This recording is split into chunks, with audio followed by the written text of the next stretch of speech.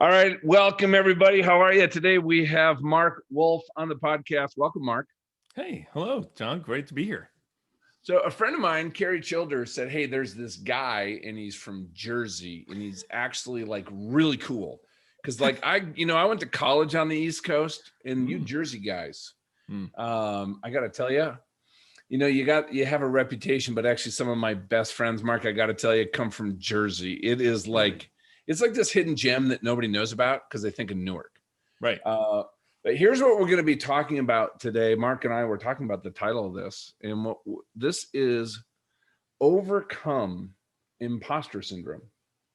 And I think, and there's been so many times in my life, Marc, where I've not seen the value in myself. I've made decisions based on how I viewed myself versus maybe the potential that others were seeing. And I look back and I think some of those coolest moments in my life where there was mentors, there was bosses, there was people in the military, my commanding officer, who saw something in me that I did not see in myself and put me into what I felt were like stretch opportunities that I was totally not equipped for.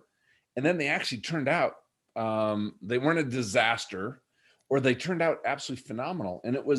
And I got to tell you, and I realized as I have gone through life, there's been so many little kind of pivot points. And I think, a lot of this is rooted, there's so much that's rooted in our identity, our beliefs about ourselves, how we see the world. And what it really comes down to is our view of our value in different situations.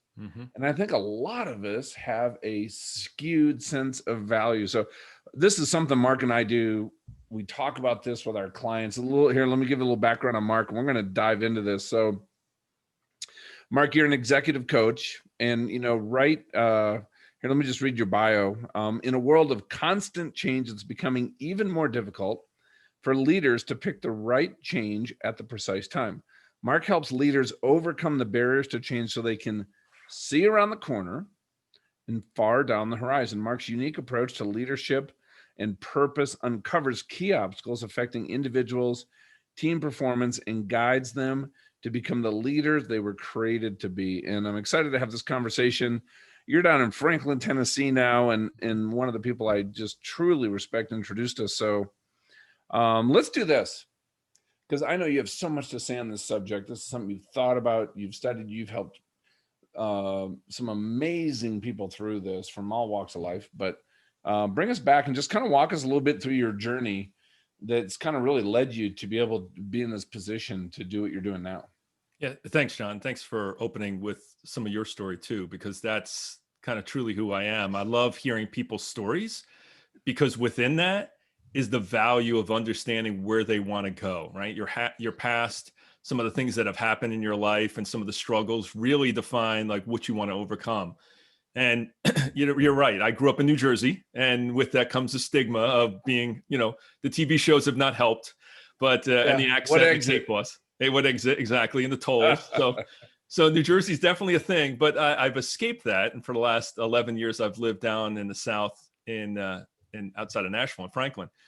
And when I was in New Jersey, I used to live across the street from a public school that I went to. So it's fourth grade. Okay. I'm 9 years old and I'm going to school every day. And by the way, even though it was across the street, I went to school late every day, even though my parents prompted me. I really didn't want to go to school. Wasn't a fan of school. Didn't see long-term value. Even at 9 years old, I was like, what's school for? Why can't we just do? Why do we have to learn now?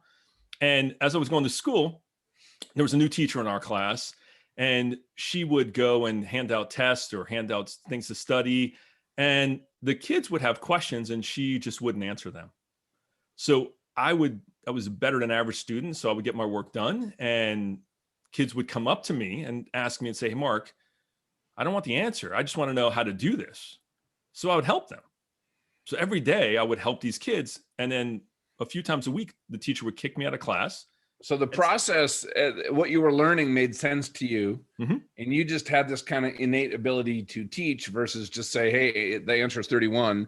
Right. You'd actually sit down and show them how to get to the answer. Right. Because it wasn't about the answer. I didn't really care about the answer. I cared there was a process. I was like, oh, we're supposed to learn how to do this certain way. So the teacher would send me to the principal's office. And at the end of the day, my mom would say, how was school? And I said, it was great. I was in the principal's office. And she goes, why'd you get an A on this test, but you keep going to the principal's office? Well, what happened is that the teacher said I was disruptive. And because I was disruptive, I had to leave.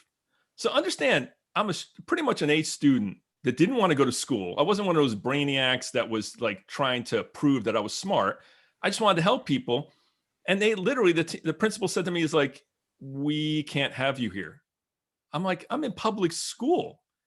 How could you kick me out of public school for doing nothing wrong, nothing immoral, nothing illegal? They were like, okay, we're going to give you a private tutor for the rest of the year. They gave me an IQ test. My IQ was 139.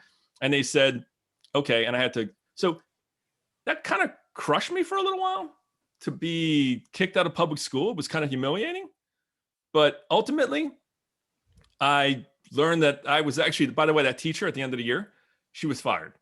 Not because of me, just because obviously she wasn't doing what she's supposed to do. And so I guess I was coaching, John, even back then. So, here's a question for you, though. It's some of these things that happen in our life. And I think this is what you highlight as a really interesting point.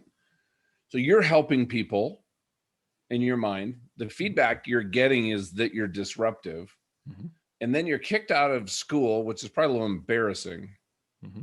And here's a question, because I know this has happened in my life. All of a sudden, some of these things that happen externally, right? If we look at our identity, how we think about ourselves, right? It's our own experiences. It's things that were said to us. And it's also what we think other people think about us. I mean, we could do a deep dive in that. What happens, though, is we hear things, we interpret them a certain way, which is actually not accurate. Mm-hmm. So we've now kind of deceived ourselves, and now we let in something that's the start of a falsehood or a lie. And over time, and I think this is the root of undervaluing ourselves and imposter syndrome, is we accept that lie about ourselves as a truth. Mm-hmm. And I'm just curious, when that happened to you, if you can look back at it now with the maturity that you have, what was that maybe falsehood that kind of got dropped in your lap through that experience? So, it started even in kindergarten. I had an unsatisfactory for talking in kindergarten. So there was a background for me. I was always verbose, right? You were that guy. I was that guy. I was the class clown. I was the one that was talking. And the reason why I wanted to talk is because my parents were divorced when I was 7. So that kind of had a scar on me, that I was like living in an apartment. I was by myself, literally, because my mom had to work because we were a blue collar family, didn't have money. So what do you need? You need attention, right? And instead of me hanging out with the wrong kids doing things, I wanted to be the popular kid in school by being funny and communicating. So part of it was doing well in school and helping others. Part of it was just me being interactive. So when I was 9, it was embarrassing because I had to go to a different school, went to Catholic school, because when you get kicked out of public school, where do you go? I mean, you got to go somewhere. So Catholic school was the only choice in Jersey. Hey, there's Italian Catholics up there, big time. So it was embarrassing. And the thing is that what I believed was me influencing others, me helping others, was actually not a good thing, because look, adults said it was wrong, so it's got to be wrong. And at 9, I wasn't ready to fight the fight and say, oh, I'm going to overcome this. I'm just a 9-year-old trying to get out of my own way. And it was distracting, and literally took a long time, all the way probably till college, till I really realized that what I was doing was actually a way to help other people. Because then in college, I had more control of what I wanted to do and what my career was going to be and how I was going to interact. That's why I started businesses on my own when I was younger, John, was because I was like, I'm not letting people tell me the way the world has to go. I'm going to create it for myself. So I saw my dad go bankrupt because he was working and didn't do well with how to handle money. So I was like, I'm going to create this on my own. And that's what empowered me. Yeah. And one of the things you shared with me before is, in this period of time, your dad said something to you, and that was, Mark, be confident, act like you belong. What prompted him to say that? So you got to picture this. So here's my dad. I'm 6 foot. My dad's 5'2". He was in the Air Force, and he was a Korean War vet, and he was a barnstormer working on engines and planes in Africa. And he 4-pack a day smoker, right? Unfiltered. So just, I got to picture this, okay?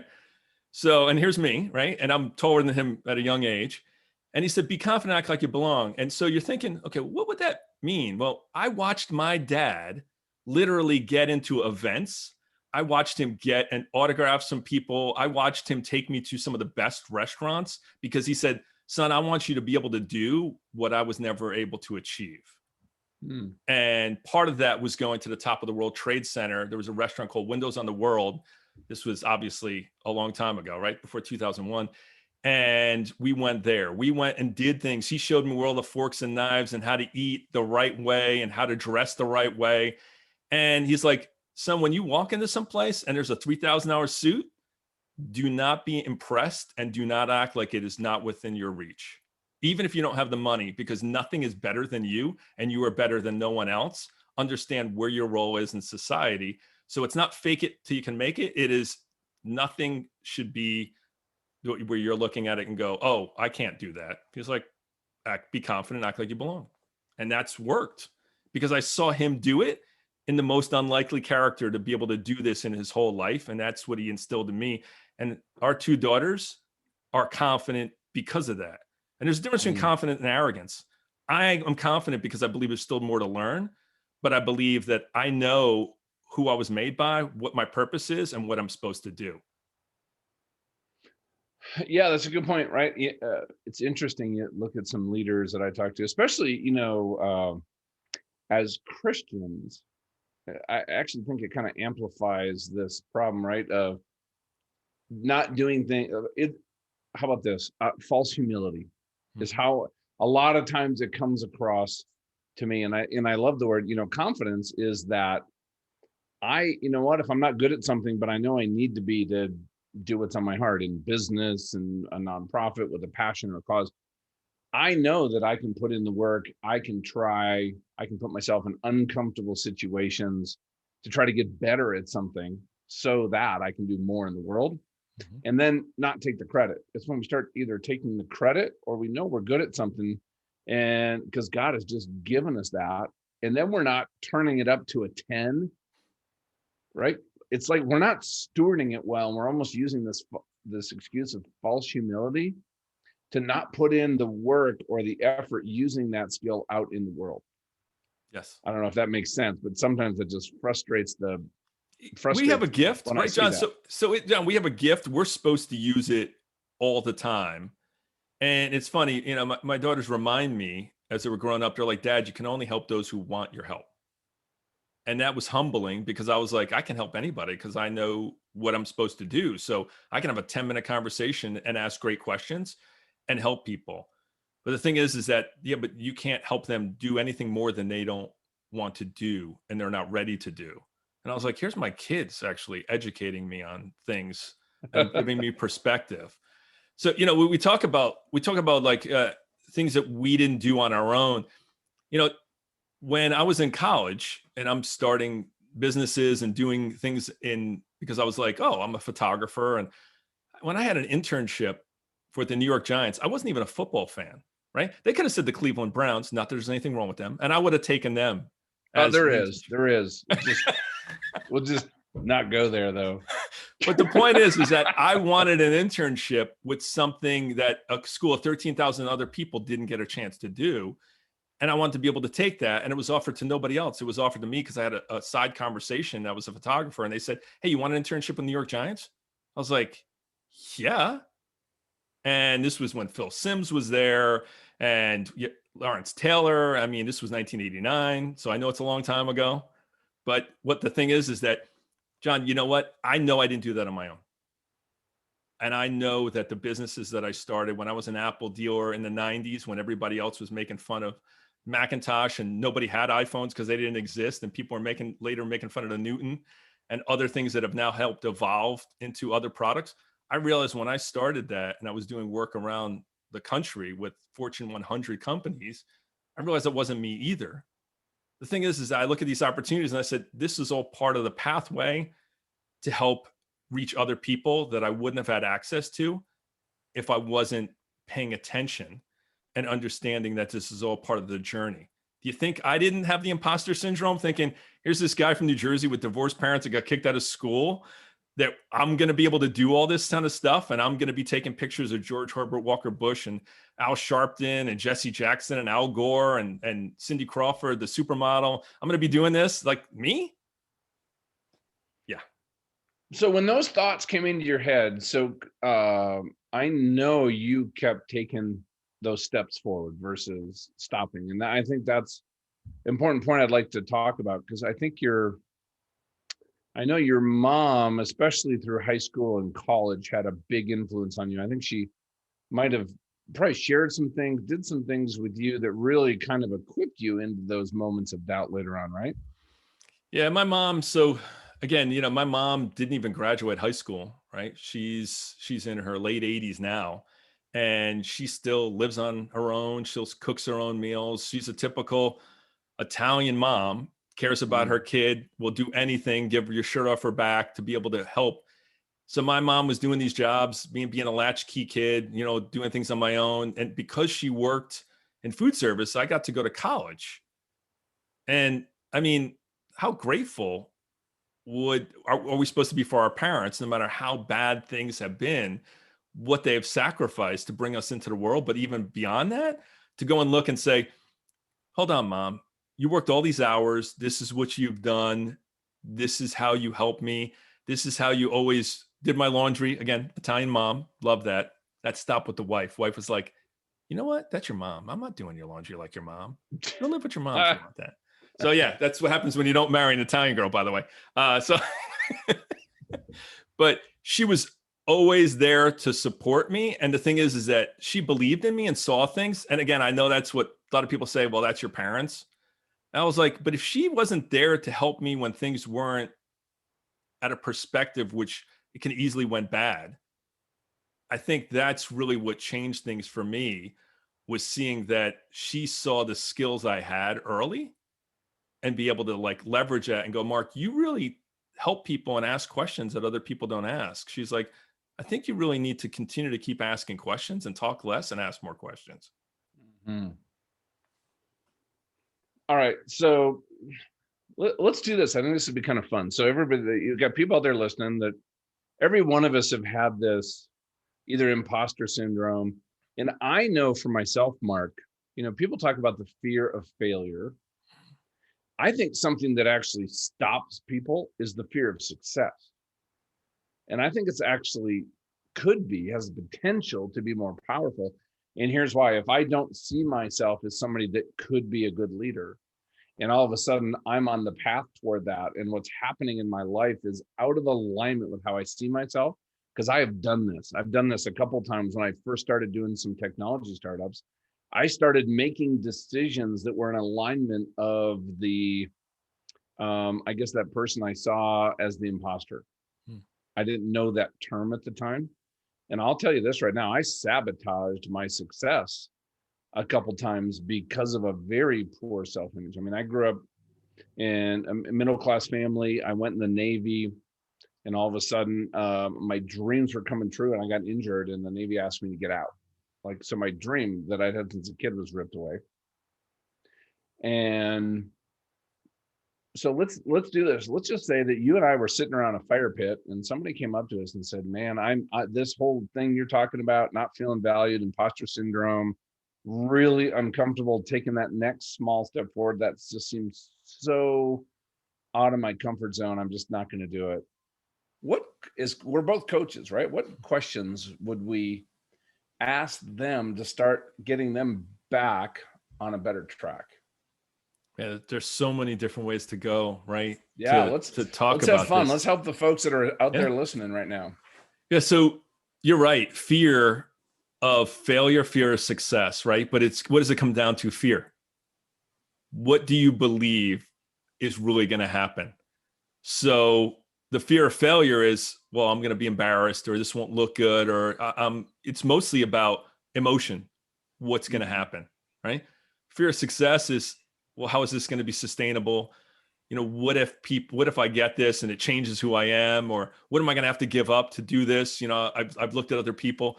So I guess the questions is like, first of all, figuring out what the fear is, right? Is it the fear of failure, fear of success? Because it comes down to fear. And the thing is that it's amazing when you think about what to ask people. It's like, if you really think it through, it's illogical. Because I tell people, I said, what do you think's possible versus probable? Like, what do you mean? I said, well, let's say you are successful. Let's say you do become a fighter pilot. Let's say this does work out for you. What's the chances of this being something that actually changes your life and it actually works and actually helps you become the man or woman you were meant to be? And what would that life look like? See, they sometimes don't look far enough down the road, sometimes asking the question of, what could that look like the way you want to craft it? And why do you think that you're going to let other things get in the way to actually sabotage that success? Or, why there's going to be a failure. So I help them vision forward to see what it is, John. Yeah. No, I love that. One of the first thoughts that came to my head is, let's say you did that and you failed. Who's that first person you're thinking of in your head? Who's the one to laugh at you, point your finger at you, maybe roll their eyes with a little bit of sarcasm, that thing you're kind of dreading? I think digging into what is it about how you are letting somebody else have such influence over you, who doesn't even, honestly, probably hasn't thought about you in a very long time, quite frankly. And they post on social media about you, right? So you let somebody, so all the people with the accolades, all the support, all the you're doing great. And then there's the one person that means the least to you that all of a sudden says something. And that's what detracts you from your own success. Really?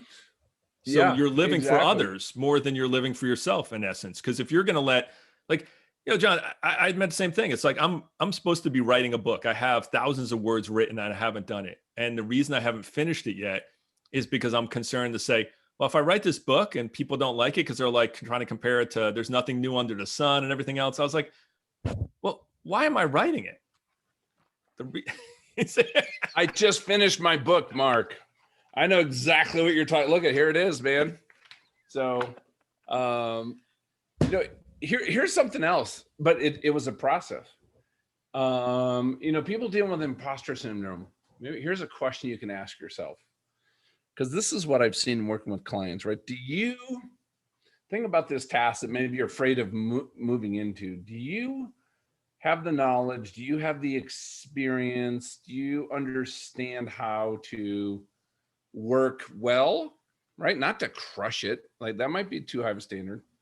In what you're moving into, because what I've seen when you have an imposter syndrome and you're really dealing with a fixed mindset, you guys should all read Mindset by Carol Dweck. Mm-hmm.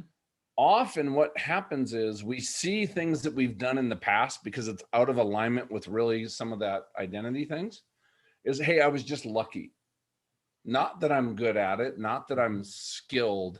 And you can actually see that is corrosive and feeds into this. And so I think it's really important to kind of reinforce into yourself and understand the work that you've done, and how you've done that work, and try to look at it from a different place. Like the people that, believed in Marc and I in different times and put us into these threat situations, saw that, knew that that it wasn't, our past success wasn't lucky. It's actually something that we're good at, even though we don't know in our head that we're good at. Does that make sense? It's I want to take that even further. Yes. And I think that starting to visualize what that could look like, right? What gifts you've had, the failures you've had. And I like to use the iPhone as an example. People used to joke about the Newton. I don't know if you've ever even seen one. I actually owned one because back then Apple gave me one, and it was horrible. And there was Dilbert cartoons written about it because the handwriting was horrible. Or you can remember the Palm Pilot. See, those failures actually helped create the smartphones of today. See, so those things that everybody made fun of and they lost hundreds of millions of dollars actually built products for the future. If you don't take and build on your failures, you can't really get to your successes. And I know that's said, but nobody wants to fail. But just think of any entrepreneur. If they didn't have failures, they would have stopped and been done. If I wouldn't have had a business that would have literally been a Macintosh business, I wouldn't have been in coaching. And you're like, well, how did technology become a business to do coaching? Well, my initial glance was looking at it as technology and selling tools. And then I realized it wasn't about technology, it was about conversations. And it wasn't about conversations, it was about outcomes people want. And I was like, okay, well, what does that really mean? It means people just want to design something and they wanted a tool that worked for them. Okay, well, that's what the Macintosh was for a lot of people. You know, John, we make things way more complicated. So every time we try to make things simple, we add more words to make them more complex. We do that in our own heads all the time. And that's what helps us make it even take a longer process, because we have all that self-talk that actually says, well, you can't do it, or it's not going to look good, or there's going to be that person from your past that says something and it's going to take you down. I was like, really? Bring it. Bring it. See, that's where the Jersey comes out. I'm sorry. Well, so here's a story about that, because, you know, sometimes you have to. So we were at a Texas technology conference. I was in Austin. Michael Dell was the keynote speaker, and I'm there as a vendor at a startup software company. I'm only been out of the Navy 3 years. I am as green as they get. And I'll never forget this. I'm sitting in the back of the auditorium. Like, we came in late. Like, we're like, what are we doing here? Like, the CEOs of the biggest companies in the world are here. And we hear the event organizer behind us saying, hey, Michael Dell just canceled. We got to find a speaker who can fill a slot. And my buddy next to me, I'd been asked to run the sales department. I don't know if that was the best call for our CEO at the time, right? That's where your mind's going. But he elbows me and goes, you should speak. And I turned around and said to the event planner, I'll speak. And she goes, what would you speak on? And I said something about business intelligence. She goes, well, you can't talk about your company, but you can talk about that topic. And then I look back at Frank, I go, what the heck what did we just get ourselves into? She goes, you can't have the main stage in Dell's slot. We're going to put somebody there, but you're going to be on the stage. Literally pulled an all-nighter. I was literally scared out of my wits. So we called our CEO, Tim. And he's like, you did what? Okay, do this. And he gave me some pointers and some coaching. Like, I'll never forget the morning of, I was about to throw up in my Wheaties. I don't think I've ever been more scared in my life. But we had the PowerPoint done. I went up there, and you know what I did? I did average. It was my first time public speaking. It was not good. And do you know what came out of it? 3 clients: Wells Fargo, Samsung, and B2 Technologies. Ever heard of them? So, what it showed me was when you have people around you that maybe see something in you that you don't in yourself. But here's what also, I'm looking back on it, and I think the Navy helped me see this, is I stopped looking at things as this is John going up and has a good speech or a bad speech. I'm going to get new clients and win, or embarrass myself and fail. I decided that I'm going to look at this as, if I want to build a business career, I have to be a better communicator. So the only outcome here is that I'm going to get feedback, whether I do well or don't do well, on how to improve. And I got to tell you, it was kind of in that moment, and the belief of some of the people around me, that I started seeing these opportunities differently. They weren't attached to my identity. They were attached to my journey. Yep. And that made a huge difference for me. And you're always going to have your first time of doing something. And what I remind people when they're going to do something new for the first time, I said, by the way, that'll probably be your worst. You're only going to improve on it. And when they thought, like, that's going to be my worst, I was like, well, because if it's your best, you're only just decelerating. So it's going to be your worst, and you're going to do best on it as you continue to improve. So along that same line, because we're talking about Carrie Childers, because again, we're both big fans of her heart and her business savvy. So Carrie believed in me early on in my, just a few years ago in my career of speaking. She's like, hey, you can do this emceeing gig for a Fortune 100 company in front of 140 of their people in California. And I was like, I've never emceed. I've only done keynoting. She's like, oh, it'll be fine. You'll be able to do it. And she's like, I believe in you. And Carrie's just such a cheerleader, and she's just so honest that when she believes and supports you. And that's, again, kind of like what you were talking about, John. You had an associate that was like, wasn't there to embarrass you, wasn't there. It wasn't a college buddy that goes, hey, watch this. It was somebody who said, hey, hey, we're going to. Well, you know why? It's because he knew we needed to do it and he didn't want to do it. But we called Tim, but afterwards, but we called Tim. He's like, he was so proud of me. And I'm like, you know what? I want to make him proud. Because he goes, you know what? Good call. He goes, I don't care what, I remember him even telling me, I don't care what the outcome is, John. Right. This is good for you. And see, that's it. When somebody believes in you, they don't make it about themselves or the company. They say, here's an opportunity, own this. And Carrie did that for me, and me emceeing. I don't ever want to MC again. I did not enjoy the process of 2 days of emceeing. I enjoyed the process of keynoting. I enjoyed the process of going to Hawaii for a client and being able to do things.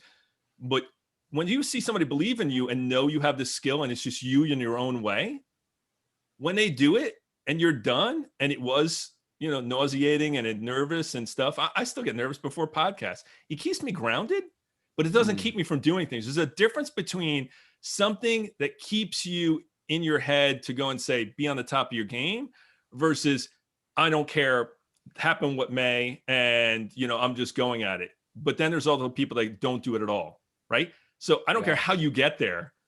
You got to do it. So at least you say you did, and you know what it feels like, and you know what to improve. And guess what? Most of the time when you're on stage or you're doing something new, people want the success for you as well. They don't want to see you fail, because if they're in an audience or they're listening to a podcast, they're listening to it because they want something from it. So why would they want you to fail? Because that means they wasted their time and you wasted yours. And you're not going to ever please everyone, because we have different personalities and different ways that we take information in. So guess what, John, you and I can both be polarizing as coaches, because there's certain clients that are never supposed to work with us. They're supposed to work with someone else. But the ones that are supposed to work with us are working with us, and they get results that they demand. That's true. So I love what you said in there, right? So a couple things, and this is something I work on, with my clients that are really struggling with this, is when we look at some of the, I think, areas around identity, core belief, getting really in touch, I think, with what you're passionate about, what your values are, what are those things that bring you alive, what are your strengths. You could even take a spiritual gifts test. It's amazing to see how these all line up. And then, part of it is, hey, what's that vision? Maybe I'm stuck right now and I'm timid and I'm not the person I really want to be, and it's frustrating. And I understand that. I think the bigger that gap is, honestly, between the person that you see in the mirror and the person God sees when he looks at you, because remember, he created you perfectly, the more stress and anxiety that you feel. And this was a big part of my journey. A lot of this, you're hearing Mark and I come from this place now of like, hey, we're just going to go do it. And I know I wasn't always there. And so here's just something I wanted to point out. Don't compare. I think the biggest killer of being able to overcome something like either imposter syndrome or fear of success is comparing yourself to others. Here's Mark and I. I'm guessing we're probably about the same age, and we've had many, many, many years, many failures. People make fun of us. People encourage us and support us. That has allowed us to create, I know for myself, really connect to my true identity, and also give some resilience. And I did not have that 15, 20, 25, 30 years ago. So I think the best advice I can give people out there is, start competing with the best version of yourself. Don't compare yourself to others. Don't compare yourself to that person who just went up and did the briefing in front of the team meeting at your company and just crushed it. And you're like, wow, I don't know if I could ever do that. Well, that's comparing yourself, and that's going to crush you. Say, okay, what is how I could do it just a little bit better? Just what is a +1, that next small step look like for you? Because I think if you kind of set a vision for who's the person you want to be, even just 2-3 years out from now, how do you want to be known by your peers? Well, I want to be known as somebody who's confident. That's probably not how I'm seen today. okay, what would it look like to just move toward that internally so it shows up externally? So, so that's something that just really popped into my head. How about you, Mark? Anything that's just, if we're sitting here talking to a group of folks who this is something they're struggling with, something, a nugget for you? It's why do you think people hire coaches in the first place? Is because sometimes your buddies and the people you hang around with care about you, but they actually don't care enough to tell you some things that are hard to hear. That's And so true. because of that, I've literally been hired by people. Again, half of my clients are females. And what they continue to tell me is, Mark, you challenge me and ask me questions no one else asks me about my career and about my goals. And I was like, okay, so you mean I don't tell you it's going to be all right when you just told me it's not going to be all right? Because that's not helpful. And, John, to your point, seeing a vision of where you want to go, right? It's so trite. It's like, oh, well, yeah, and people talk about vision boards and there's so many different ways. And somebody will say, well, what do you want people to say at your funeral? There's many different ways to do it. But I think as individual coaches, my approach is always, what's the next step, right? Just the simple next step. And let's be really clear on what you're doing well, right? What's really going for you, right? So sometimes that's when you find out about somebody's passion and how. There's a client I had who loved marketing all the time. She was in charge of sales and operations and owned the company, but she had just passion for marketing. And she was doing some things that were just incredible with marketing, but she had to run sales all the time. So she was getting taken away from it. Well, the thing is that she really has this natural ability to write. So she started writing screenplays and other things. And you're thinking, well, where did that come from? It's like, and I would challenge her and go, what does your career look like if you actually did what you talk about all the time versus what you're doing, which is what you're living through right now? And it's funny, those questions, right? I've had people write 3 books, 3 different people write books because I challenged them. I said, they're like, oh, I'm still working on this book and it's going to be done. I said, what is being done and you being a published author? What does that look like? And they were like, huh. I said, how about if you start titling yourself author of the upcoming book? And they were like, wow. I said, because it's true, right? You're going to write this. They're like, yeah. I said, so you're the author of this upcoming book, right? Yeah. And as a coach, sometimes you can put things in perspective in a way where people start to say and go, hold on, how did you as a stranger, this is even before they pay me, be able to see things and be like, and help me frame the way it could be? I said, well, imagine if you paid me and we worked on this till you actually accomplished it. Because it's not about the money. John, and this is another point that I think is critical. You and I spending time together, the asset that I have and you have that's limited, but we do not know when it will expire. Okay. A time we have on earth, people waste it more than they waste money. They're more frugal with their money and what should I buy that or should I do that than they are with their time. And what I try to get clients to understand is to say, if you truly make a mistake and you can course correct, it's so much better than waiting, and never course correcting and taking years to go and make that mistake that you could have easily made or adjustment you would have made 5 or 10 years early. My prayer is always, Lord, show me in real time so I can make changes in real time. Don't let me go and say 5 years from now, oh, that's why I met John and we had this conversation. We were supposed to do X, Y, and Z together. I was like, show me now. But if people, are they willing to have that bold prayer, John, and actually ask that? Yeah. I love where you're going. I know for a fact, the kind of clients I work with, they're passionate, they're driven, they want to make a difference, they're smart. But you know what? Life is crazy and it's busy and it's really easy to kind of fall back on habits and patterns that are just so embedded. And what I found for myself, and this is one of the reasons I became a coach, is I knew I had the wherewithal to figure it out. But the time I figured it out and made that first course correction might be 18 months or 24 months. And then you make the next one, and then you make the next one.